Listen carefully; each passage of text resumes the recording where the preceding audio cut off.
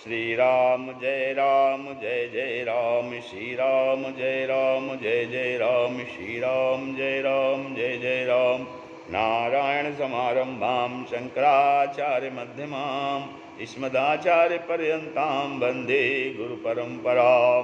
श्री गुरुचरण सरोज रज निज मन मुकुर सुधार वर्णो रघुबर विमल जसु जोदायक फल चारों श्री सीताराम चंद्राभ्याम नमः उमामहेश्वराभ्याम नमः। ओम श्री एकादश की दक्षिणेश्वर धाम सरकार श्री हनुमते नमः।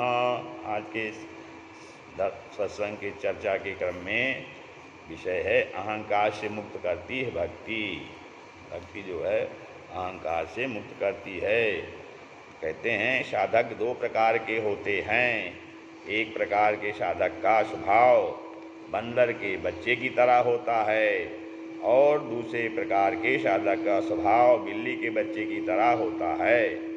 बंदर का बच्चा स्वयं अपनी माँ को पकड़े हुए उसे लिपटा रहता है, पर बिल्ली का बच्चा स्वयं माँ को नहीं पकड़ता। माँ उसे जहाँ कहीं छोड़ दे वहीं पड़ा रहकर वह म्याऊं म्याऊं करता रहता है।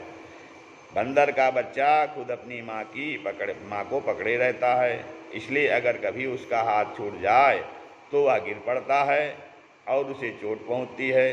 पर बिल्ली के बच्चे को यह भय नहीं है, क्योंकि उसे उसकी माँ स्वयं पकड़कर एक जगह से दूसरी जगह ले जाती है। इसी प्रकार ज्ञान उपयोगी या कर्मयोगी साधक बंदर के बच्चे की तरह स्वयं के प्रयत्न से मुक्ति लाभ करने का प्रयास करता है, परंतु उक्त साधक ईश्वर को ही एकमात्र कर्ता जानते हुए बिल्ली के बच्चे की तरह उन्हीं के चरणों में निर्भर होकर निश्चिंत हो जाता है। ज्ञानी कहता है सोहम, मैं ही वह शुद्ध आत्मा हूँ, परंतु भक्त कहता है आहा, यह सब उनकी महिमा है, यह सब कुछ मैं हूँ, यह सब कुछ तुम हो, तुम स्वामी तो मैं सेवक। इन तीन भावों में से किसी भी एक भाव में दृढ़ रूप से प्रतिष्ठित होने पर ही भगवत प्राप्ति होती है। शिव के अंश से जन्म होने पर मनुष्य ज्ञानी होता है। उसका मन सदा ब्रह्म सत्य जगत मिथ्या इसी बोध की ओर जाता है। और विष्णु के अंश से जन्म हो तो प्रेम भक्ति होती है। वह प्रेम भक्ति कभी नहीं जाती। बहुत ज्ञान विचार करने के बाद यदि किसी समय वह प्रेम भक्ति कुछ कम भी हो जाए तो फिर एक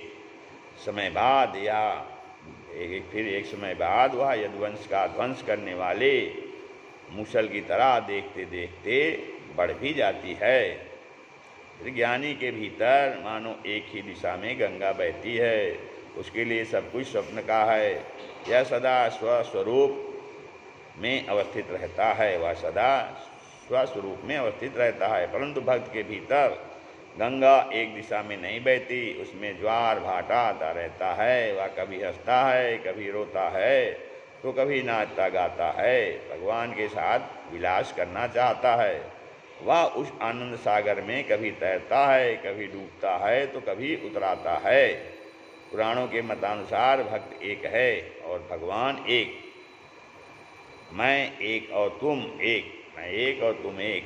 देह मानो एक घट है। इस देह रूपी घट में मन बुद्धि अहंकार रूपी जाल रखा है। ब्रह्म मानो सूर्य स्वरूप है, वह इस जाल में प्रतिबिंबित हो रहा है। फिर वेदांत के मतानुसार ब्रह्म ही वस्तु है और सब माया स्वप्नवत अवस्तु है। सच्चिदानंद सागर परमाणु अहंकार रूपी लाठी पड़ी हुई है। यदि उस अहंकार रूपी लाठी को उठा लिया जाए तो एक अविभक्त समुद्र रह जाता है, पर उस लाठी के रहते समुद्र के दो भाग दिखाई देने लगते हैं। लाठी के इस ओर एक और उस ओर एक।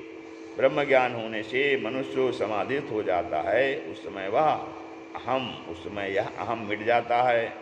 वेदांत मत के अनुसार जागृत अवस्था भी मिथ्या है। एक बार एक ज्ञानी और एक भक्त साधक किसी वन में ही से होकर गुजर रहे थे।